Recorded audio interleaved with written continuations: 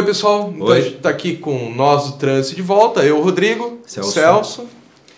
E hoje a gente vai bater um papo sobre você, uma pessoa comum que não é prefeito, não é vereador, não é presidente, não é deputado. O que você, pessoa comum, o que você pode fazer para melhorar o trânsito dali de onde você mora, do lugar que você mora. Não precisa pensar no mundo, mas do lugarzinho que você mora. O que você pode fazer? Quais ações que você pode tomar? O que você... E aí? Será que não tem nenhum prefeito, vereador, governador nos assistindo, um deputado? Pode ser, mas daí a gente está excluindo eles nesse momento. Saiam da frente do Isso, daí você pode ver os outros programas. Escuta depois. Isso. Que o papo agora é com quem é simplesmente cidadão. Eu só moro aqui. É. Eu só vivo nessa cidade, nesse estado, nesse país. O que eu posso fazer? Pois olha, embora pareça que você não tem nada a fazer, e vai parecer que meu papo aqui é uma coisa de política, calma, é um papo de cidadania. Embora pareça que não há muito o que fazer, tem muito o que fazer. Eu vou começar contando uma história, Rodrigo, que eu vivi, então, é meio que um testemunho, eu estava lá, testemunha ocular e fui operador, inclusive, que eu acho que pode ser inspirador para as pessoas que estão nos assistindo. Eu moro desde 1996 em Curitiba e eu, por 4 vezes, mudei meu endereço na cidade. O meu endereço atual, eu mudei para lá em 2006. Quando eu cheguei lá, eu fiquei meio assustado porque eu descobri num zoom, assim, entre os poucos vizinhos que eu fiz amizade naqueles primeiros dias, que haveria uma reunião de uma associação de moradores que estavam pretendendo fazer para discutir a contratação de policiais na hora de folga para fazer a ronda, fazer a proteção do bairro. Eu digo, mas quando me venderam a casa não disseram que era tão violento, era perigoso, que era violento, mas como assim? Não, é que tem acontecido muitas invasões de casas de comércio, das residências, é um bairro mais residencial, mas tem comércio também.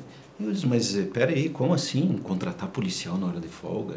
Ou então uma empresa de segurança? Não, uma coisa é bem diferente da outra, né? Embora as pessoas num primeiro momento achem que é a mesma coisa.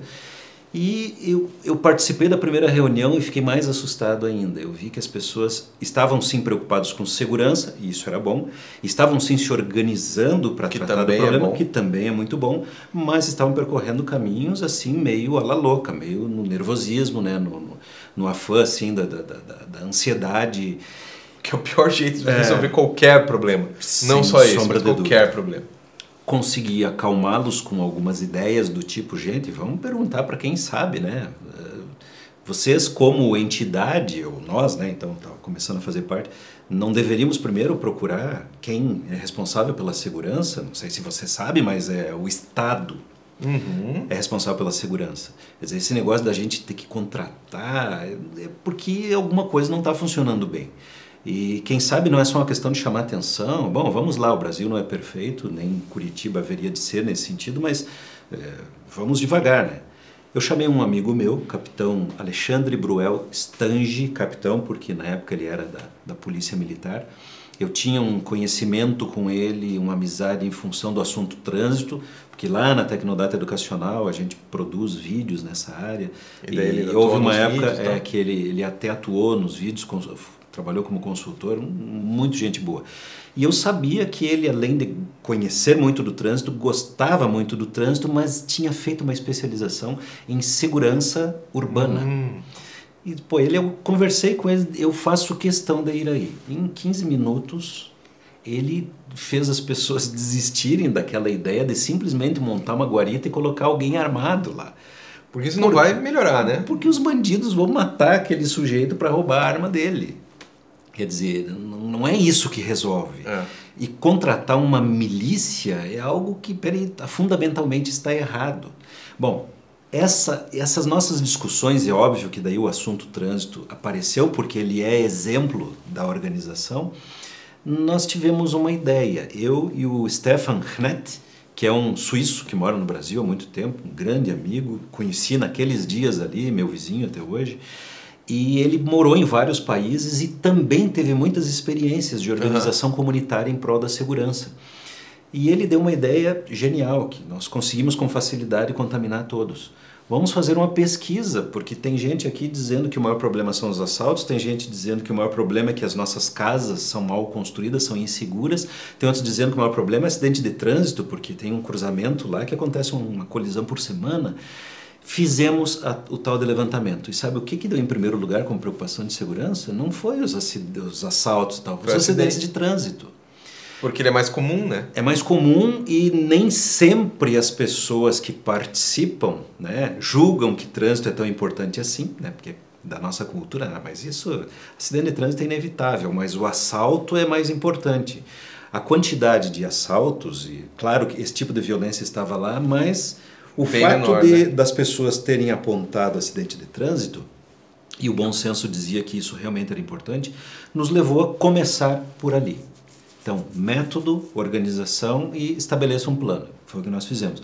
Meio que intuitivamente, sem academicismos, uma coisa que, juro para vocês, qualquer 3, 4 vizinhas que se reúnam para trocar receitas de bolo, desculpe o estereótipo, elas vão seguir esses passos. Claro. Vão colocar na mesa o que sabem, vão pôr as dúvidas, vão compartilhar o que sabem, vão fazer um planejamento.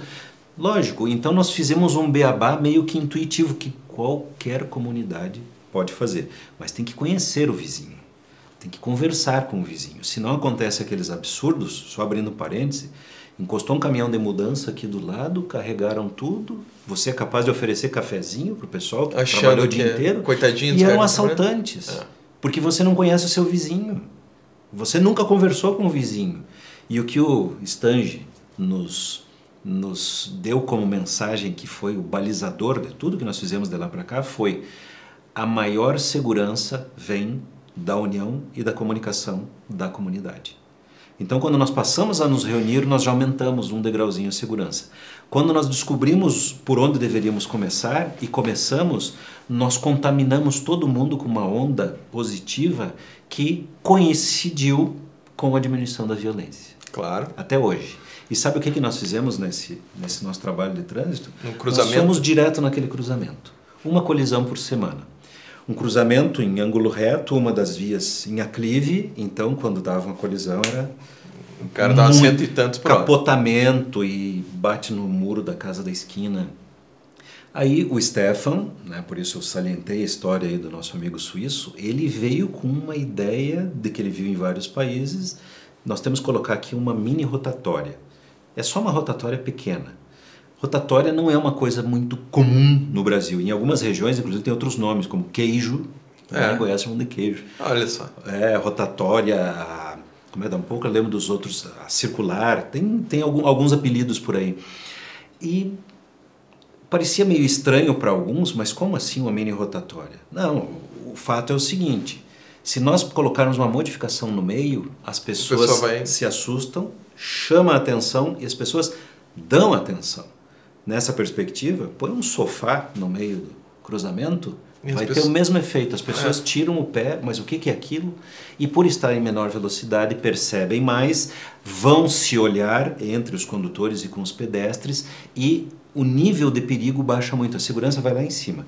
Bom, nós optamos, né, o sofá nós ameaçamos, se a prefeitura não quisesse pôr a mini rotatória, nós colocaríamos o sofá. Com uma pessoa sentada lá em cima. Mas conseguimos, né, convencê-los a pôr a mini rotatória, que nada mais é do que um conjunto de tijolinhos, os catadióptricos, umas pecinhas de plástico amarela, né, as cores do trânsito, com os elementos chamado olho de gato, que tem esse efeito de refletir a luz, né, que é fundamental para a parte da noite, e está lá no meio da mini rotatória aquilo lá. Os engenheiros toparam o desafio, foram lá, instalaram, adotaram todos os critérios técnicos que eram solicitados, e assim, foi tão eficaz, mas tão eficaz, que desde que foi implementado, e nesse ano de 2016 completou 5 anos de funcionamento, a manutenção que deu deve ter sido uma meia dúzia de tijolinhos desses que foram arrancados com o movimento dos carros. Quando vem ônibus, caminhão, já que é um cruzamento pequeno, passam rodado por cima, então tem esse tipo demanda esse tipo de manutenção. Mas nesses 5 anos, sabe quantos acidentes aconteceram lá? Zero. Pois é. Nenhum. Porque, né, você olha na cara... Então vamos fazer uma conta assim por baixo, 52 semanas por ano, né, vezes 5 semanas, uns 240 e tantos, 250 e tantos 250 e tantos acidentes evitados, pegando a média de um por semana que acontecia lá atrás. Quer quantas dizer, mortes, quantos inválidos, né? Não dá nem para saber exatamente, porque os acidentes vinham num crescendo de gravidade. Sim, né? porque as pessoas cada vez correndo mais, os carros cada vez mais potentes, as pessoas cada vez menos se importando com isso. E até quando eu fui morar lá, não tinha histórico de uma vítima fatal, mas de prejuízos materiais e grandes sustos e traumas emocionais e alguns machucados, inúmeras. E isso simplesmente acabou, porque com a mini rotatória todo mundo tem que tirar o pé. E não é que, veja só... E não é rotatória. É uma mini rotatória, é um troço desse tamanhinho. Claro, tem a devida sinalização, chamando a atenção para que reduza a velocidade, mas enfim, só de ver algo diferente as pessoas tiram o pé com menos velocidade, menos energia para deformar, para quebrar, para amassar. Os acidentes simplesmente deixam de acontecer, ou poderia, inclusive, estaríamos comemorando igual, só ter diminuído o número de acidentes. Claro. Já seria uma grande vitória, mas foi mais do que isso. Zerou. E não é porque foi feito um trabalho de educação, que nós pegamos esses condutores que passam por lá, que nem tem como saber quem é exatamente, porque eventualmente você passa lá uma vez... E nem sabe, né? E nem sabe, né? Mas não tem como prever. Mas não foi porque a gente foi educar as pessoas. Tem pessoas que passam lá até hoje e se atrapalham. Mas eles se atrapalham em baixíssima velocidade. E daí tudo bem. Que ficam brabas, mas ficam brabas parados. Então, às vezes... Ficam bravos e vivos, né? Sem colidir, sem se machucar, sem machucar as outras pessoas. Sem gastar uma grana também no carro. Porque se formos... Vamos falar de grana agora, que afinal, né, o mundo tem que funciona nessa base, quer queira ou não, é assim. As questões econômicas são muito poderosas. Quanto custa implementar uma mini rotatória e quanto custaria fazer aquele cruzamento receber semáforos em quantidade, modelo, intensidade, grau de funcionamento, consumo de energia e manutenção adequado para aquela realidade? É incomparavelmente menos caro a mini rotatória. E é meio que intuitivo. As pessoas não precisam ser exatamente educadas, porque você vê funcionando uma vez o desenho da placa, a sinalização é assim, né?